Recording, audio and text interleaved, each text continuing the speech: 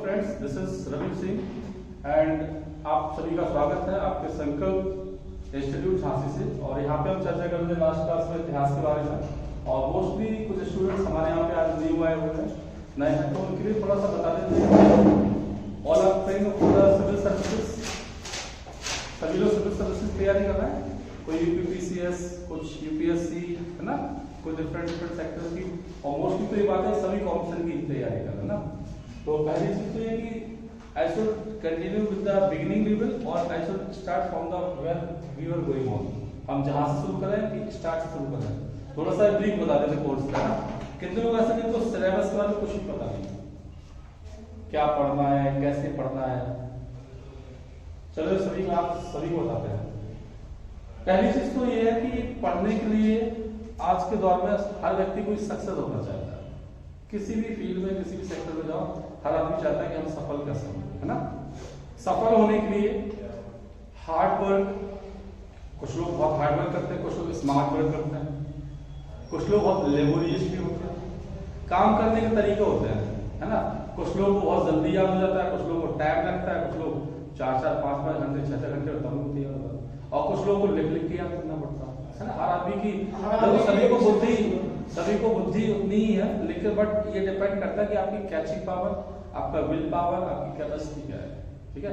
तो हम पहली चीज तो आज ये करेंगे, आज में डिस्कस करेंगे कि हमें तैयारी कैसे करनी चाहिए। कोई भी चीज में सफलता पाने के लिए सिर्फ और एक चीज काम आती है, वो है हमारी रणनीति, जिसको आप बोलते हैं स्ट्रैटेजी। स्ट्रैटेजी आपने देखो जितने भी युद्ध हुए हैं, दुनिया का सबसे बड़ा युद्ध हुआ है महाभारत। आप चाहिए सभी को पता है Mahabharat is a very major war among all the wars in the world. दुनिया में किसी भी युद्ध को उठा लेना, सबसे बड़ा युद्ध हुआ है महाभारत। और महाभारत का युद्ध कैसा है? If I say you the war of Mahabharat is this type of war, बताओ सभी को बताओ ना, चाहिए आपको। मगर आप थोड़ा रिलीजियस स्पिरिचुअलिटी में इच्छा रखता तो कि महाभारत कैसा युद्ध था। मैं बता रहा हूँ जो भी युद्ध हुए, हम तो सर महाभारत का उदाहरण तो जैसे वो थी ना द्रौपदी, वो आप बताइए, मैं सुना ना। तो बीच में सर प्लीज आप मुझे टोकना मत, क्योंकि मैं भूल जाता हूँ, ठीक है। तो द्रौपदी थी ना, तो उसका जो चीरहरण हुआ था, तो इसी की वजह से पूरा युद्ध हुआ था। हमने ये नहीं पूछा क्यों हुआ था, हमने पूछा महाभारत कैसा युद्ध था। कैसा था? अच्छा था, विशाल युद्ध था। क्यों? महाभारत एक धर्म युद्ध था। धर्म युद्ध तो सर जे भी था। कैसा युद्ध था? धर्म युद्ध। क्यों धर्म युद्ध कहा गया? अब आप बता सकते हैं धर्म युद्ध क्यों कहा गया? धर्म से अटैच है महाभारत युद्ध को धर्म युद्ध कहा गया, क्यों कहा गया?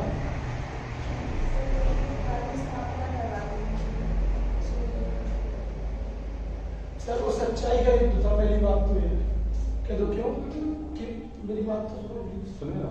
जैसे जो उनके वो गुरु थे, मतलब जिनका वो पूरा महाभारत का युद्ध राजा थे, वो अंधे थे लेकिन बहुत ईमानदार थे। तो ईमानदारी का जमाना तो अब रहा नहीं, तो इसीलिए उसी की वजह से तो सब बहुत बेईमानी है।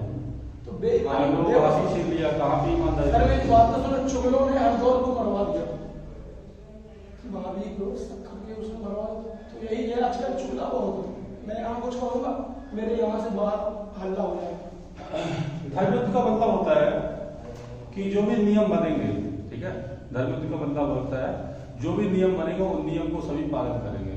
मतलब उसमें यह था कि सुबह सूर्य उदय होगा, सुबह सूर्य उदय होने से लेकर के सूर्य अस्त होने तक, तब सभी एक दूसरे से शत्रुता के रूप में युद्ध लड़ेंगे।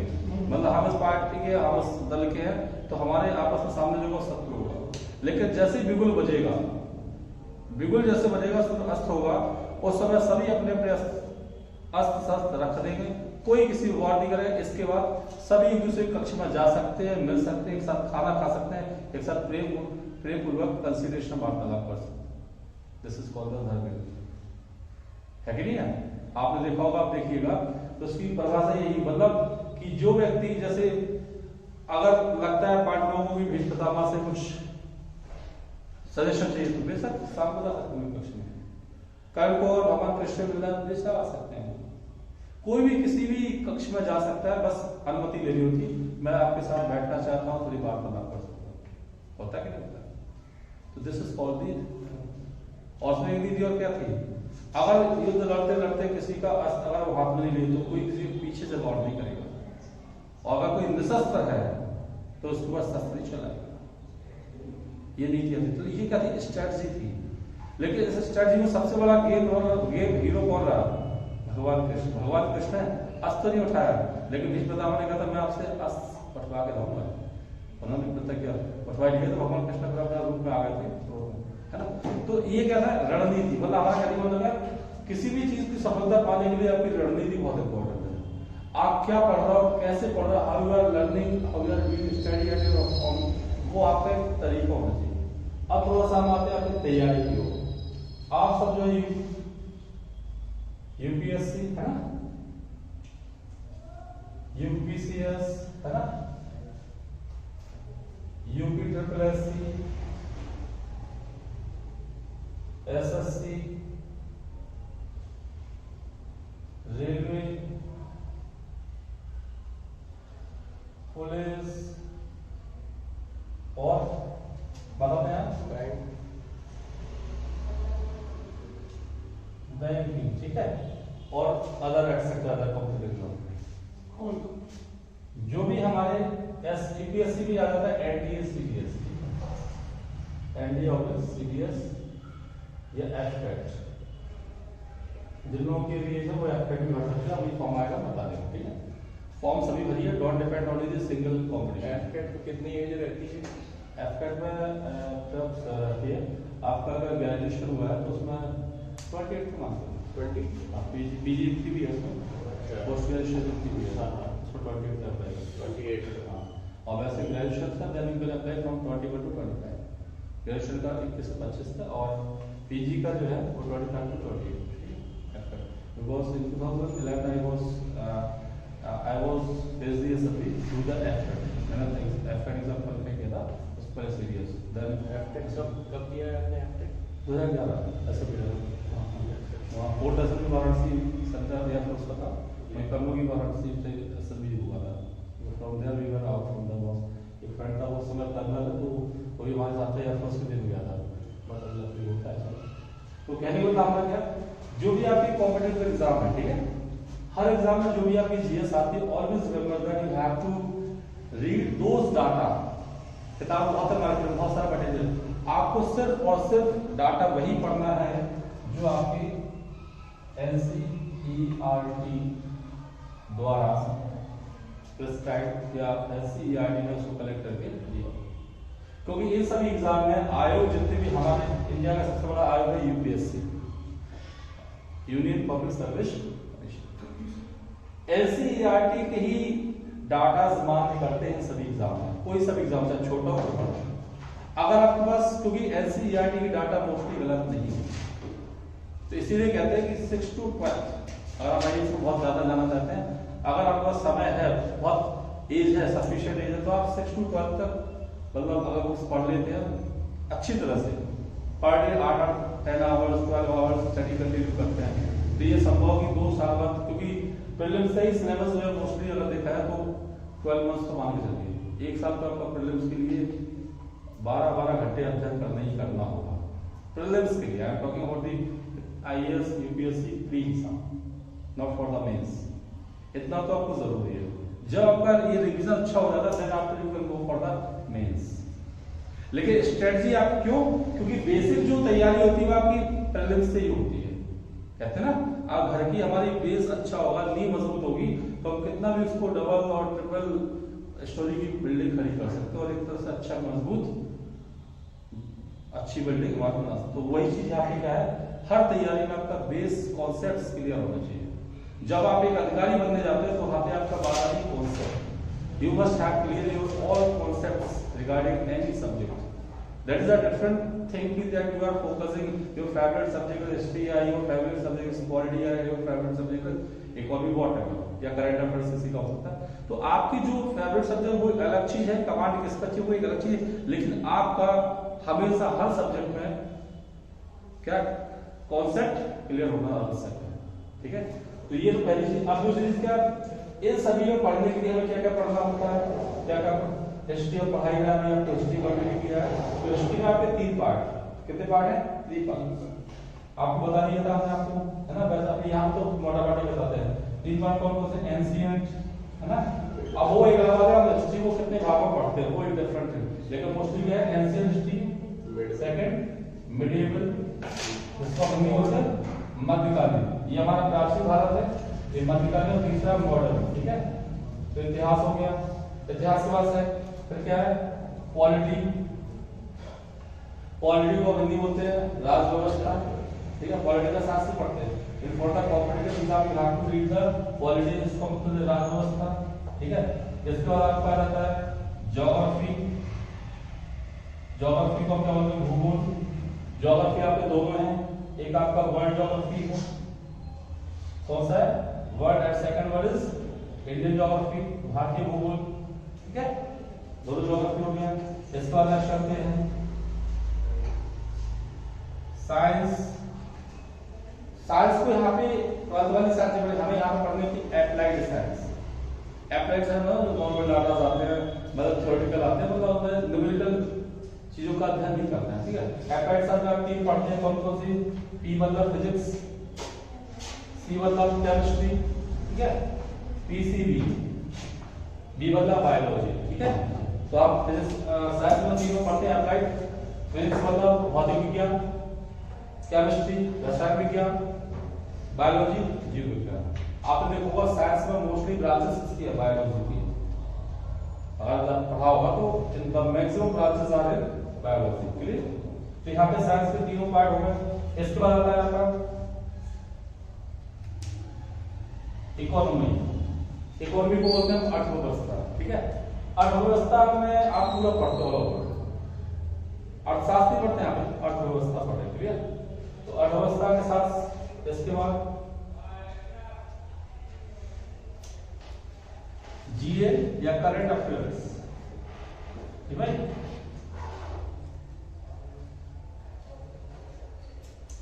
जी मतलब जनरल अवेयरनेस या करंट अफेयर्स चीजें, या जिसको जनरल नॉलेज बोलते हैं, ठीक है, क्लियर। इतनी बात समझ में। तो ये सारी चीजें आपको तैयार करनी है। और कोई ऐसा सब्जेक्ट जो रह गया होता है, मेरे को तो लगता है कि नहीं रहेगा, क्योंकि सर एक सब्जेक्ट और art and culture, art and culture में इतिहास में आ जाता होगा, इसलिए मुझ पर अलग से मेंशन नहीं किया होगा। आर्ट एंड कल्चर मतलब कला एवं संस्कृति, तो आप पूरा इकोनॉमी प्लस मतलब आपके हिस्ट्री प्लस पॉलिटिक्स, ठीक है। तो ये पूरा आपका क्या है, ऑल ओवर क्या है सिलेबस जो आप तैयारी करते हो किसी भी एग्जाम की। अब थोड़ा सा याद रखिएगा कि हम तैयारी कैसे करें, हम कैसे पढ़ाई करें, हम कितना समय पढ़ाई करें, कैसे इम्पोर्टेंट रिवीजन कैसे करें। तो पहली चीज तो ये सबसे इम्पोर्टेंट पार्ट आज के दौर में जो चल रहा है, उसका चल रहा है इस सेक्शन में सबसे ज्यादा। इसका तो है ही, इसका भी है, बाकी सबका है बराबर, ठीक है। तो यहाँ पे कहने का मतलब क्या कि हमें कहते हैं कि you must aware about the surrounding you, what is happening in the global level, what is happening surrounding the country, what is happening surrounding states. आज आप यहाँ बैठे तो यू मस्ट नो कि what is happening in the Jhansi, पता मुझे। आपसे कोई कहता है कि सपोज अगर आप किसकी तैयारी कर रहे हो, आप बोलते हैं आईएएस की तैयारी कर रहे हो, prepare for the civil services, या तो आपसे कहता है झांसी के डीएम कौन है, आपका पता नहीं, क्या उसको सिग्निफाई करेगा आपके लिए। वो ये कहेगा कि आप जिस क्षेत्र में रुचि रख रहे हो उस क्षेत्र की जानकारी नहीं है, आपको छोटी सी जानकारी। इसकी जानकारी तो किसी चाय वाले के पास चले उसको पता है कि डीएम झांसी में कौन है, ये छोटी सी बात है। अब उसने कहां से इस चीज को क्लू निकाला, क्योंकि वो अखबार पढ़ता है डेली। क्या पढ़ता है, न्यूज पेपर। भले अब उसको पता नहीं न्यूज पेपर क्यों पढ़ता है, लेकिन पढ़ता है। क्यों पढ़ता है, क्योंकि इसको दुनियादारी की पता चलती है। आपने देखो बहुत सारे लोग आज की दुनिया में ऐसे हैं जिनकी करंट अफेयर्स बहुत अच्छी है, जानकारी बहुत अच्छी बात किसकी हेल्प से, न्यूज पेपर रीडिंग करने से। किससे, न्यूज पेपर रीडिंग करने से। आपने कुछ लोग बहुत ज्यादा न्यूज देखते हैं, जो न्यूज देखते हैं उनकी नॉलेज बहुत अच्छी हो जाती है, क्लियर। तो हमारा कहने का मतलब सिर्फ इतना है, अब आप लोग आज ही से not from tomorrow onwards, from today onwards. We have to start the reading newspaper. और अब आपको पूरा अब रीडिंग न्यूज़पेपर करना बहुत बड़ा टिपिकल टास्क है, क्योंकि उसमें आई थिंक 24-26 पन्ने आते हैं, कभी कभी 24 आ जाते हैं, 22 आते हैं, कभी 26 भी आ जाते हैं। क्या पहले जो डीएम था वो तो चला गया, तो आंध्र वापस वो तो एक हम एक जरूरी बात तो वो सही बात है। मैंने आपने पूछा है ना, तो मैं भी स्टूडेंट में से कोई नहीं बता पाया। हाँ वेरी गुड। क्या नाम है? राहुल भैया। अभी नया आएगा। मैं नया नहीं आया। नहीं डीएम तब नया आएगा।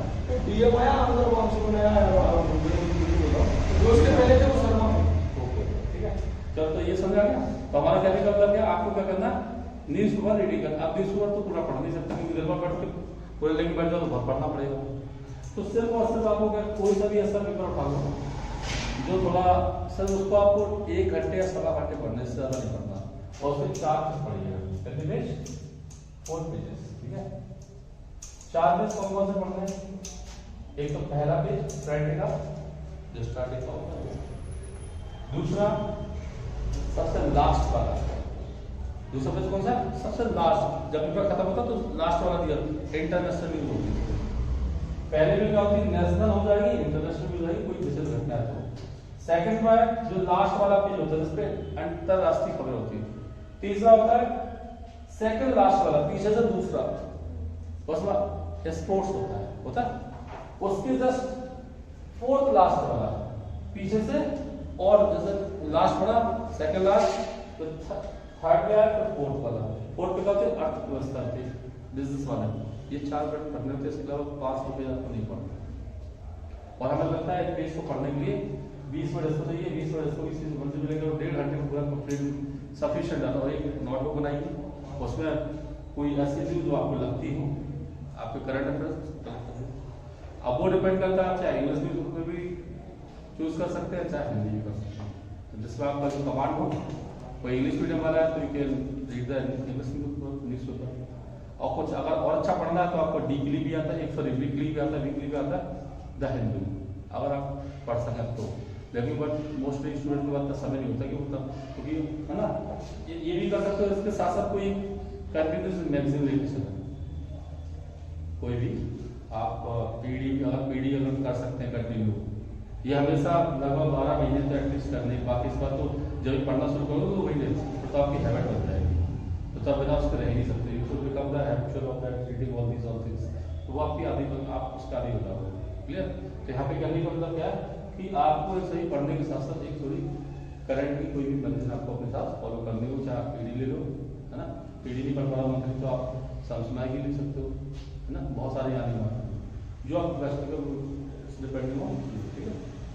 अब यहाँ तक कोई डाउट, या आप पढ़ते जाइए, नोट्स बनाते हैं, जो बताते जा रहे हैं डाउट से पूछते जाइए। और ये बड़ी बात नहीं कि सिलेक्शन लेना बहुत बड़ी बात, कोई बड़ी बात नहीं, बहुत आसान सी बात है। सिर्फ और सिर्फ आपको अपनी सब्जेक्ट से रिलेटेड चीजें ही पढ़ना है, अननेसेसरी चीजें नहीं पढ़ना। थोड़ी बात बता दीजिए जैसा इनका सभी का जो लिखा है ना, यूपीएससी होता है, यूनियन पब्लिक सर्विस कमीशन, यूपीसीएस आप तो उत्तर लिखते जाएंगे मुझे साथ पूछ रहे हो, लेकिन ना ये सभी पता होता है। मोबाइल है ना, मोबाइल तो है ना।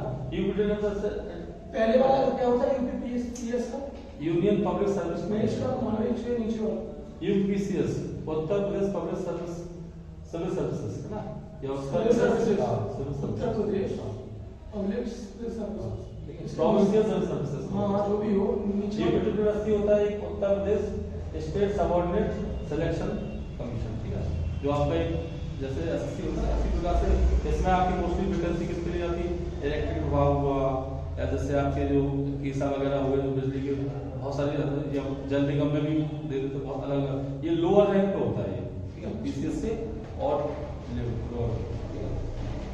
इसके बाद आती है एसएससी स्टाफ सिलेक्शन कमीशन, ये केंद्र की सेंट्रल की होती है। इसका क्या होता है, हर स्टेट लगभग बिहार में से हुआ था, लीक हो गया था, लेकिन इसको ऑल ओवर इंडिया में निकालता है, ठीक है। लेकिन इसका सेंट्रल गवर्नमेंट है, लेकिन सिलेबस सेम ही है।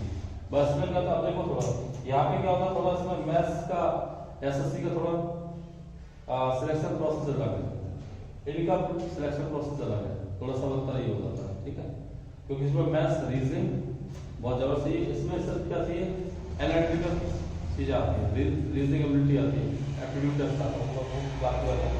रेलवे सभी होता है, रेलवे का एग्जाम रेलवे बॉडी कंडक्ट करना। अब वही अलग बात है, एमआरए वगैरह और सीईटी जब लागू हो जाएगा 2022 तब वो कंडक्ट करेंगे, लेकिन यूपीएससी और यूपीसीएस ये सब यही करेंगे, इनमें कोई बदलाव नहीं होगा। जो बदलाव होगा एनआरएस और सीईटी से वो आपका इनमें होगा, यहाँ से लेके इनमें होगा, इनमें नहीं होगा, इनमें एज इट इज चलेगा क्योंकि इनका स्टैंडर्ड अपना अलग ही है। ठीक है, इसमें शॉर्टकट इनका स्टैंडर्ड ठीक है। इसका रेलवे का सबको होता है पुलिस तो नाम नहीं भैया बैंकिंग। हाँ, बैंकिंग में क्या आती है, बैंकिंग में जीएस नहीं आती है, बैंकिंग सर्विस जी आती है, सेक्शन आता है बैंकिंग में। क्लियर है, जो बैंक की तैयारी कर रहा है बैंकिंग में सब ये चीज आती है, ये आती है, इंग्लिश आती है, मैथ्स आती है, रीजनिंग आती है। ठीक है, और इकोनॉमी का, इकोनॉमी अच्छी तरह से आती है, इकोनॉमी का पूरा बैंकिंग सेक्टर ले लेते हैं, मॉनेटरी पॉलिसीज ले लेते हैं, पूरा जो कुछ CRA, SLR, bank rate, repo rate क्या है, तो वो पूरा एक तरह बैंकिंग पूरा कवर हो जाती है। ठीक है, क्योंकि बिना इकोनॉमी के आप समझ नहीं सकते बैंकिंग को। ठीक है, तो बैंकिंग में इकोनॉमी आना आवश्यक। ठीक है, क्लियर। और बताओ एनडीए सीडीएस का पति होगा, नेशनल डिफेंस सेक्टर में सीडीएस का कमांड डिफेंस सर्विसेज। ठीक है, तो वो कॉल कर एफएट एयरफोर्स कमांड एडमिशन टेस्ट। ठीक है, तो ये कॉल करने का यूपीएस तो एफएट का सिर्फ एयरफोर्स करती है और एनडीए सीडीएस सीडीएस करती है। ठीक है, क्लियर। एफएट जो है एयरफोर्स वालों का अपना सेपरेट एग्जाम है। ठीक है, लेकिन एसएसबी सेम एज इन्हीं की तरह है, एनडीए के बाद भी एसएसबी जाओ सेम रहेगी, इसमें सीडीएस बदलो। सर पहले वाले पेपर जो होता था फ्री का, हाँ, उसमें क्या क्वेश्चन पूछते थे? ये कोई नहीं कर सकता कोई, क्योंकि मतलब वैसे नहीं। हाँ, ये तो ये अब थोड़ा मतलब थोड़े समथिंग बताओ। हाँ, मैं ये बता रहा हूँ कि जो पेपर इसमें आता है यूपीएस में, वो इतना याद रखिएगा हर साल से थोड़ा डिफरेंट रहेगा, हर साल से। जितने भी जब से स्वतंत्र हो, मतलब जब से हमारे देश में अगली जो हुकूमत है तब से यूपीएससी एग्जाम हो रहा है। कौन से सब्जेक्ट से लगभग अप्रॉक्स कितने कितने क्वेश्चन? हाँ, ये बता। आप देखो ये बता, जब भी हम कॉम्पिटिशन की तैयारी करते हैं सबसे पहली बार शुरुआत कहाँ से करते हैं? किससे? पॉलिटिक्स। क्योंकि मैक्सिमम क्वेश्चन अगर दिख रहा है पॉलिटिक्स से, पॉलिटी के बाद ज्योग्राफी, ठीक, हिस्ट्री में मॉडर्न। लेकिन याद रखिए कभी कभी ऐसे इस साल अगर मॉडर्न से पूछ दिए तो हो सकता है वो एंशिएंट आर्ट एंड कल्चर से ले ले, ठीक है, या मीडियम से ले ले। ठीक है, इकोनॉमी, साइंस और करंट अफेयर्स तो है ही सबसे नंबर 1, इसकी तो बात है, ये तरीका है। तो इसमें कितना कितना रेशियो रहता है क्वेश्चंस का? लगभग कोई अगर इस बार मान लो उन्होंने इकोनॉमी से ज्यादा क्वेश्चन कर लिए तो हो सकता है कोई इकोनॉमी से एक दो पूछ रहे, बाकी करंट अफेयर्स बता दे, बाकी सेक्शंस बता दे, मतलब हर साल चेंज करना, उसका जरूरी है चेंज करेंगे और सेम एज करना।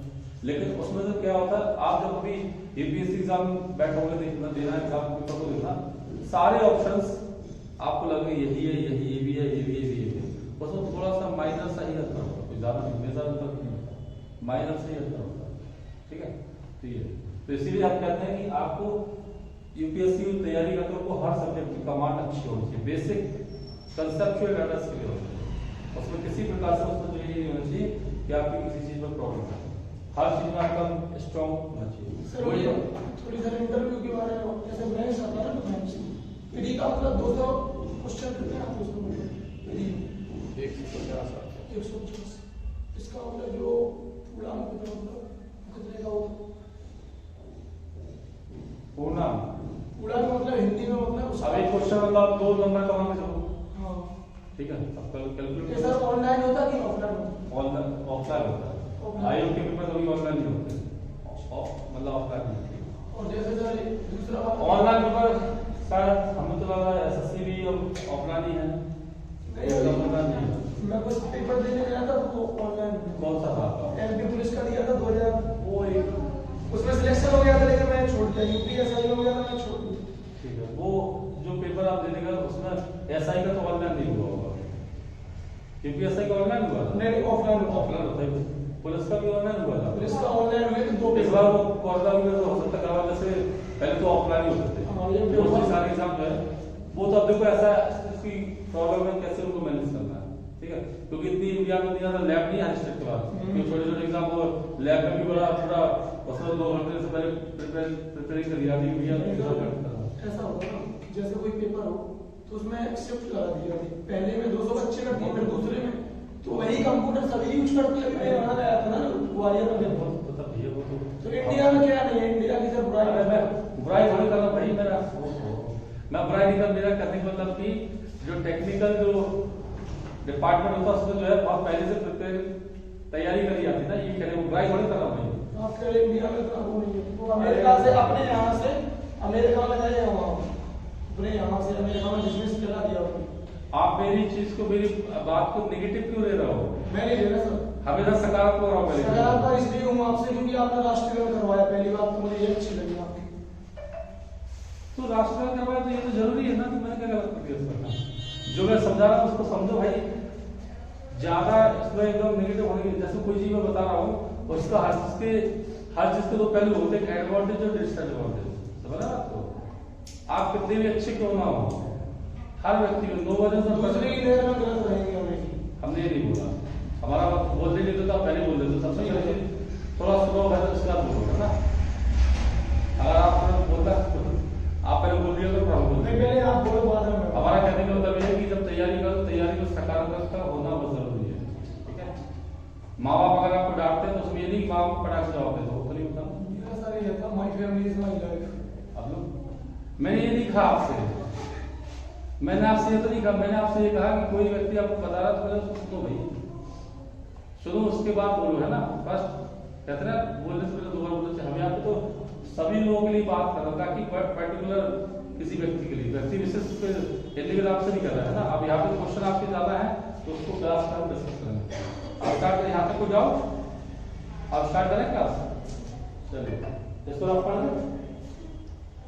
हाँ नीचे से अब हर एग्जाम में लगभग नेगेटिव मार्किंग हो चुकी है, पहले सिर्फ नेगेटिव इसमें ही थी, इसमें थी और बाकी जो लगा सारा सब भी थी ना, पहले थी उस बार सुबह हुई बैक में, बाकी एग्जाम में जो नेगेटिव मार्किंग थी कुछ स्टेट के पीसीएस कमिश्नर जो ना जहाँ पे नेगेटिव थी, लेकिन अब ऑल ओवर लगभग हर एग्जाम के हर स्टेट के पीसीएस में नेगेटिव मार्किंग शुरू हो चुकी है। अब तो इंडिया के हर छोटे छोटे एग्जाम में नेगेटिव हो गई है, पुलिस में भी नेगेटिव मार्किंग शुरू हो गई, रेलवे में भी हो गई, हर एग्जाम में नेगेटिव मार्किंग, रेलवे में 3rd नेगेटिव मार्किंग शुरू हो गई, है ना? इक्वल्स टू यूपीएससी, है ना? इसमें एसएससी 1/4 है, इसमें एसएससी 1/4 नेगेटिव मार्किंग है और ये आपका रेलवे और यूपीएससी में 1/3 है, ठीक है? पीसीएस में भी आई थिंक 1/4 है, 1/3, ठीक है? तो सॉरी हाँ यूपीएससी 1/3 है, 1/3, ठीक है? आपसे शुरू कर दिया मैंने 1/3 नेगेटिव, ठीक है? तो इतना रफ कर दें इसको। पहले 1/4 हो रही थी, क्या पहले 1/4 हो रही थी? हाँ लेकिन वो 1/4 ना करते हम लोग 1/3 कर दिया। चलिए बहुत सारे रिवीजन की ओर चलते हैं। कुछ लोग नए हैं, हमने आपको बताया इतिहास क्या है, इतिहास की शुरुआत कैसे हुई, कैसे इतिहास बना, क्यों पढ़ते हैं इतिहास, क्यों कंपल्सरी, क्या इम्पोर्टेंट फैक्ट से कौन बताएगा कि इतिहास, हमने आपको बताया इतिहास क्या, what do you mean by history, बताइए इतिहास से आप क्या समझते हैं? इतिहास शब्द का प्रयोग किसने किया? इतिहास की शुरुआत क्यों हुई? क्या है इतिहास? कोई भी हमने आपको बताया बीता हुआ जो हमारा past, that is called history. इतिहास में बहुत सारी चीजें पढ़ते हैं, जैसे उत्खनन, ठीक है, मानव द्वारा प्रयोग किए गए औजार टूल्स, मानव द्वारा जोड़ी गई स्क्रिप्ट खोजे गए जो साक्ष्य, वो भी हम इतिहास में पढ़ते हैं। ऐसे ऐसे क्षेत्र जो खुदाई के द्वारा मिले वो भी इतिहास पढ़ते हैं। आपको यहाँ पे हम बात कर रहे थे इतिहास पर, और जैसा कि हमने पिछली क्लास में आपको हिस्ट्री के बारे में बताया था, और हमने आपको बताया था कि इतिहास शब्द की सर्वप्रथम प्रयोग या इतिहास शब्द का प्रयोग किसने किया था? बताएं। Foremost he used the word history। इतिहास शब्द का जनक या इतिहास शब्द का प्रयोग किसने? हेरोडोटस। जिनको नहीं पता वो नोट कर सकते हैं, हेरोडोटस, जिनको हम हेरोडोटस के नाम से भी जानते हैं, ठीक है? सर्वप्रथम हिस्ट्री शब्द का प्रयोग या हिस्ट्री के जनक कौन है? हेरोडोटस, जिनको हेरोडोटस के नाम से भी जानते हैं। इन्होंने सर्वप्रथम इतिहास शब्द का प्रयोग किया, इन्हीं को जो इतिहास का जनक कहा जाता है। यह एक ग्रीक स्कॉलर थे, कौन थे? यूनानी से संबंध थे, इनका देश का नाम था यूनानी, इंग्लिश में Greek. He was a Greek scholar या ग्रीक हिस्टोरियन, या एक ग्रीक इतिहासकार है। अगर हम बात करें इतिहास को कितने भागों में बांटा जाता है, तो history is classified into 3 parts. कितने भागों में बटा हुआ है? 3 भागों में। आपने देखा हो मोस्टली लोग तैयारी करते हुए कहते हैं इतिहास 3 भागों में बटा हुआ है, कौन सा बोलते हैं, प्राचीन है, मध्यकालीन है, आधुनिक, लेकिन ऐसा नहीं है। इतिहास की यदि शुरुआत करें हम, तो हमने आपको बताया था history is classified into 3 parts. पहला कौन सा है? प्री हिस्टोरिक पीरियड, ठीक है, हिंदी में उसको होते हैं प्राग ऐतिहासिक काल। सेकंड है प्रोटो हिस्टोरिक पीरियड, इसको बोलते हैं आदि ऐतिहासिक काल। And third one is historic period, इसको हिंदी बोलते हैं ऐतिहासिक काल, ठीक है। तो इतिहास ये 3 भागों में बटा हुआ है, ठीक है। प्राग ऐतिहासिक काल, प्री मतलब पहले, मतलब इतिहास के पहले हुई घटनाएं, इतिहास के पहले खोजे गए साक्ष्य, इतिहास के पहले किए गए कार्य, किस बात के प्री हिस्टोरिक। प्री मतलब पहले, इसी में उसको बोला प्राग ऐतिहासिक, ठीक है। दूसरा है प्रोटो हिस्टोरिक पीरियड, आद ऐतिहासिक, मतलब प्री से थोड़ा बाद में और इतिहास के पहले, तो ये क्या मध्यकाल, इसको बोलते हैं आद ऐतिहासिक काल। आद ऐतिहासिक काल मतलब आधा पहले संबंध, आधा इससे संबंध, इसी इसको बोला जाता है आद ऐतिहासिक। इसको बोलते हैं ऐतिहासिक काल। ऐतिहासिक काल को 3 भागों में बांटा गया, कौन कौन से? प्राचीन, मध्य, आधुनिक, ठीक है, जिसमें आप पढ़ते ना एंशिएंट, इसको बोलते हैं प्राचीन इतिहास है, प्राचीन काल। दूसरा है मिडिएवल, इसको आप मध्यकालीन। And third is modern, clear. Modern मतलब आधुनिक भारत या आधुनिक इतिहास। So this is the phenomena of history, या this is the classification of the history। ये इतिहास का क्या ओवरऑल एक फॉर्मेशन है, क्लासिफिकेशन है कि इतिहास कैसे, इतिहास के कितनी ब्रांचेस हैं, कितने भाग हैं, तो हमने आपको बता दिया, क्लियर। अब हमने बात की थी प्री हिस्टोरिक पीरियड पे। प्री हिस्टोरिक पीरियड के भी कितने पार्ट्स हैं? 3। अब देखिए यहाँ पे ये थोड़ी डेप्थ की बात चली, बेसिक कॉन्सेप्ट जो आपको पता होना चाहिए। Pre historic period is also classified into 3 parts. कौन कौन से? Palaeolithic, Mesolithic and Neolithic, clear. Pre historic period is also classified into 3 parts. पहला कौन सा है? पैलियोलिथिक। पैलियोलिथिक पीरियड, इसको हम हिंदी में क्या बोलते हैं? हिंदी में क्या बोलते हैं? पूरा पाषाण काल, क्योंकि पाषाण काल के अंतर्गत, क्योंकि प्री हिस्टोरिक पीरियड के अंतर्गत हमने बताया था पाषाण काल आता है, जिसको हम क्या बोलते हैं? Stone age. आया समझ? क्या बोलते हैं? Stone age, clear. प्रागैतिहासिक काल के अंतर्गत क्या आता है? काल है जिसको हम बोलते हैं स्टोन एज, हिंदी में इसको बोलते हैं पाषाण काल। और पाषाण काल के ही 3 पार्ट्स कौन कौन से हैं? पैलियोलिथिक पीरियड, जिसको बोलते हैं पुरा पाषाण काल। Second one is Mesolithic, Mesolithic बोलते हैं मध्य पाषाण काल। And third one is Neolithic. Neolithic को हम बोलते हैं नव पाषाण काल। नव पाषाण काल, क्लियर। तो ये किसके भाग है? स्टोन एज के। स्टोन एज किसके अंतर्गत आता है? प्रागैतिहासिक काल। किसके अंतर्गत? प्रागैतिहासिक काल। अब यहाँ पे एक चीज समझिए, अगर आप सुना प्रागैतिहासिक काल क्या है, आपने देखा होगा दुनिया में मानव जब पहली बार पृथ्वी पे आया, आपने देखा इतिहास क्या है? इतिहास तो वही है ना, जब मानव पृथ्वी पे आया तो मानव द्वारा प्रयोग किए गए वस्तु और मानव द्वारा प्रयोग किए गए औजार या मानव द्वारा खोजी गई संस्कृति या मानव द्वारा प्रयोग की गई जो भी चीजें उसके संसाधन के लिए, अपने विकास के लिए जो भी उसने जिन चीजों का सहारा लिया, वही आपका इतिहास है। और सबसे खास बात हम देखें तो दुनिया में पहली बार मानव कहाँ पे आया था? अफ्रीका में। अगर आपसे पूछा जाए कि foremostly man was came into which continent, तो आपको हमने बताया था दुनिया में कितने महाद्वीप हैं? 7, बट एक महाद्वीप और खोजा गया नया, जिसके ऊपर बहुत सारी रिसर्च चल रही है, उसका नाम है जीलैंडिया। जीलैंडिया किस महाद्वीप से अलग हुआ है? हमने आपको बताया किस महाद्वीप का पार्ट है? ऑस्ट्रेलिया महाद्वीप का। और किस देश से अलग हुआ माना जाता है? तो न्यूजीलैंड का, क्लियर। तो कहने का मतलब क्या, दुनिया में कितने महाद्वीप हो सकते हैं? 8, लेकिन वर्तमान कौन से कितने? 7। तो क्लियर। तो इसमें रिसर्च चल रहा है। सबसे पहली बार हमें मानव जो आया था, कहाँ पे आया था? किस महाद्वीप में? अफ्रीका महाद्वीप में। अफ्रीका महाद्वीप में जब मानव आया तो वो कौन सा काल था? When man was came into existence in the world, or mostly that was Africa. In Africa, the period was called, कौन सा युग था? प्लेस्टोसीनियन। कौन सा था?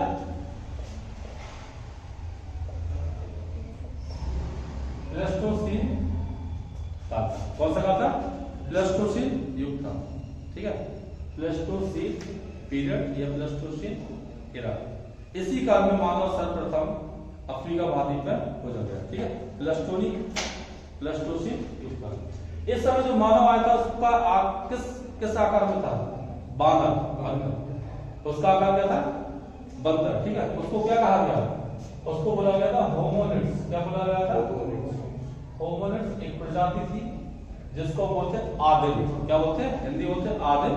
आदिम मतलब बानर, जैसे बंदर बंगलों में भटकते थे, इससे में मानव क्या था? होमोनिड्स था। होमोनिड्स को हिंदी में क्या बोलते हैं?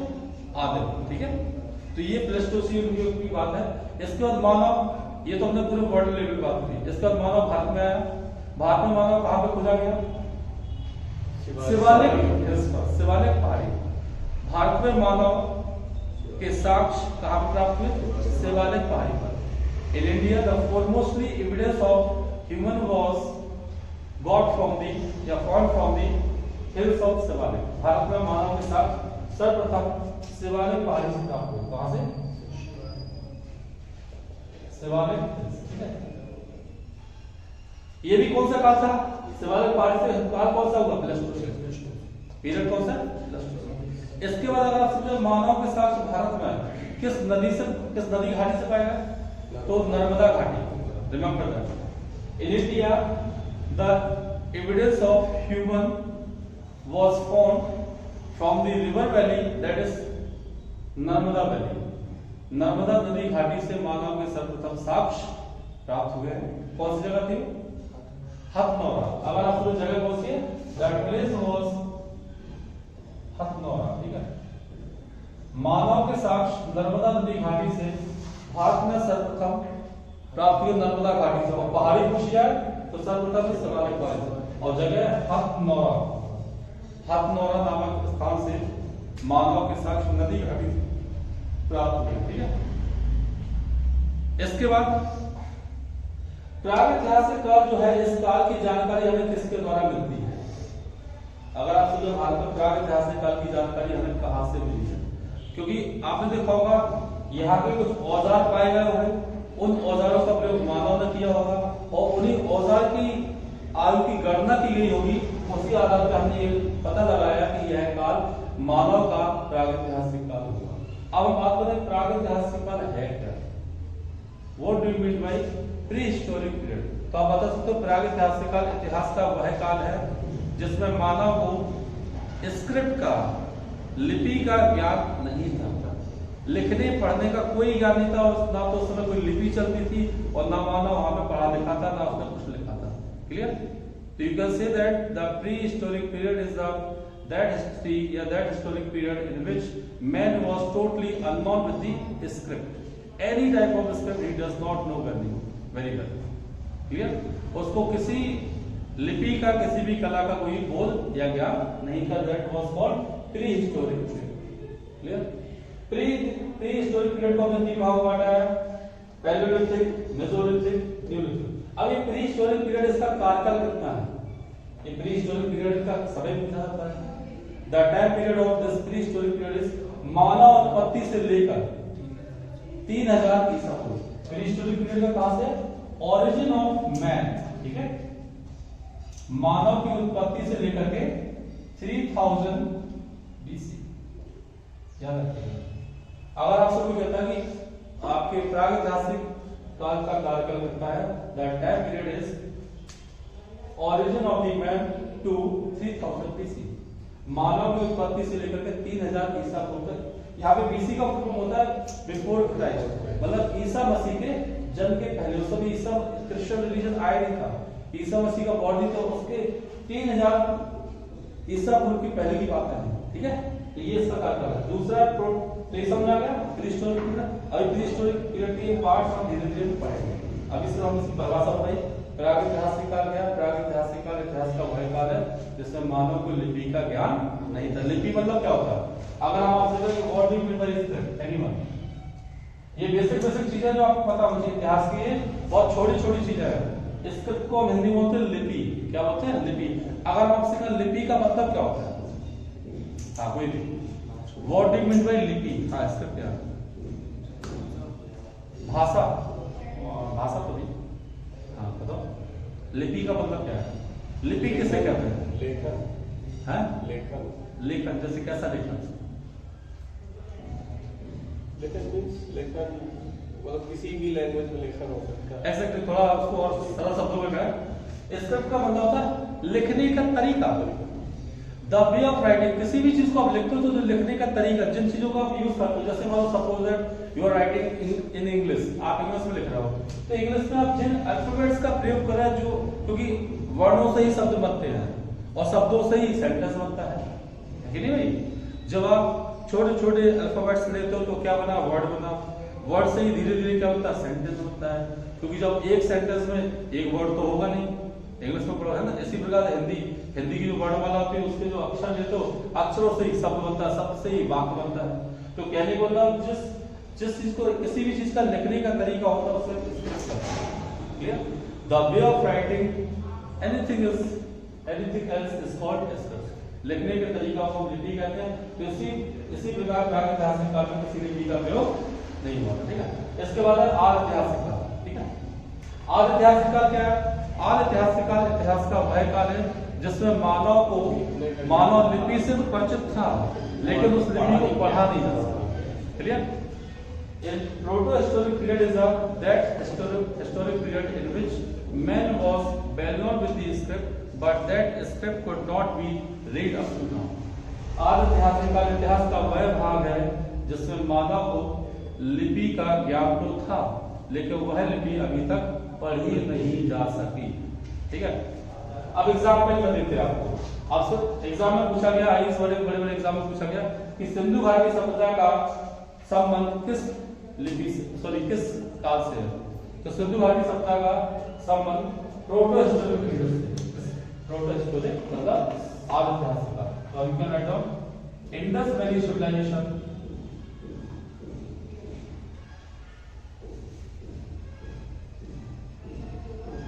सिंधु घाटी सभ्यता का संबंध किससे? आर्य ऐतिहासिक काल से। ठीक है।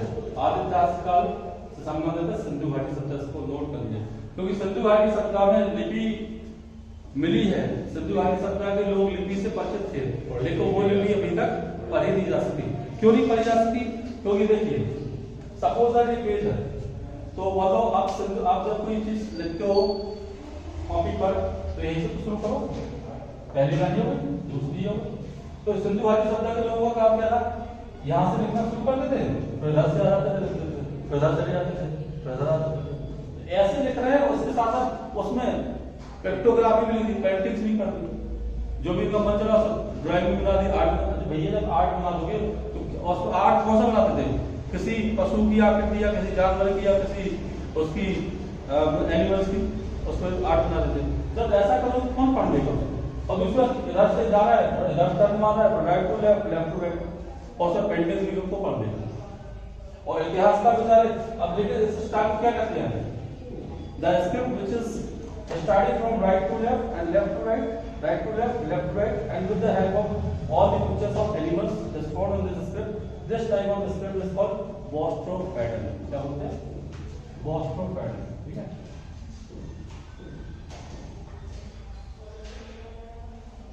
Bostrom pattern, इस लिपि को बोलते हैं Bostrom pattern। ठीक है। यह भी सिंधु घाटी सभ्यता पढ़ेंगे तो हम डिटेल्स में चर्चा करेंगे। लिखना चाहो बाकी लिख लो। ठीक है। सिंधु घाटी सभ्यता पढ़ेंगे। ठीक है। जल्दी बात समझे। आर्य ऐतिहासिक काल क्या है? आर्य ऐतिहासिक काल इतिहास का वह काल है जिसमें मानव को लिपि का ज्ञान तो था, लिपि से परिचित तो था, लेकिन वह लिपि अभी तक पढ़ी नहीं जाती। और उदाहरण में जरूर लिखिएगा कि सिंधु घाटी सभ्यता आर्य ऐतिहासिक काल से ही संबंधित है। Indus valley civilisation is related to the ऐतिहासिक काल। तीसरा कौन सा? हाँ, इसका कार्यकाल कितना है? 3000 BC से लेकर के 600 BC। अगर कार्यकाल पूछा जाए आर्य ऐतिहासिक काल का कार्यकाल कितना है? 3000 ईसा पूर्व से लेकर के 600 ईसा पूर्व। ठीक है। इसके बाद आते हैं इतिहास काल। ऐतिहासिक काल जिसको बोलते हैं हिस्टोरिक पीरियड। ऐतिहासिक काल इतिहास का वह काल है जिसमें मानव पूर्ण रूप से लिपि से परिचित था, लेखन कला से परिचित था और उस लिपि को अच्छी तरह से विधिवत तरीके से पढ़ा भी जा सकता है। जैसे आज का जो भी लिपियां चल रही हैं हम सब उसको लिखते भी हैं अच्छी तरह से, अच्छे लिटरेचर है, बहुत सारे अवार्ड मिलते हैं, लिखते भी उसको पढ़ भी लेते हैं और आप इजीली समझ भी लेते हैं। तो इसको बोलते हैं हिस्टोरिक पीरियड। ठीक है, लिख लीजिए ऐतिहासिक काल इतिहास का वह काल है जिसमें मानव लिपि से पूर्ण रूप से परिचित था और उस लिपि को पढ़ा भी जा सका, उस लिपि को पढ़ा भी जा सका। इसी को ऐतिहासिक काल कहा जाता है। इसका समय 600 ईसा पूर्व के आगे, ये लिपि कब की है? 600 ईसा पूर्व के आगे, 600 ईसा पूर्व के आगे का समय।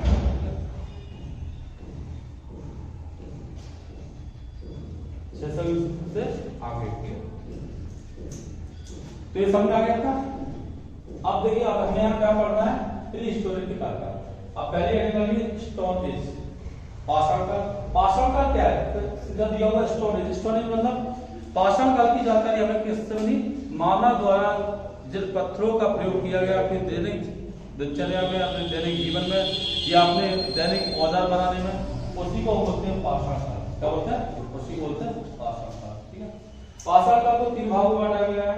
पैलियोलिथिक पुरापाषाण काल, मेसोलिथिक मध्यपाषाण काल, न्यूलिथिक नवपाषाण काल। अब हेडिंग ला सकते हैं आप पैलियोलिथिक पीरियड, जिसको बोलते हैं पुरापाषाण काल। हिंदी में क्या होता है? पुरापाषाण काल।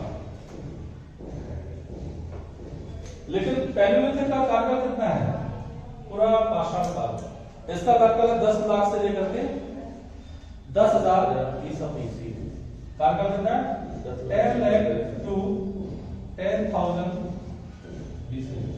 अगर आपको कोई कहता है पुरापाषाण काल का कार्यकाल कितना है, ध्यान रखिए, 10 लाख से लेकर 10,000 BC। ठीक है, पुरापाषाण काल। मध्यपाषाण काल का कार्यकाल कितना है? 10,000 BC। इसका 10,000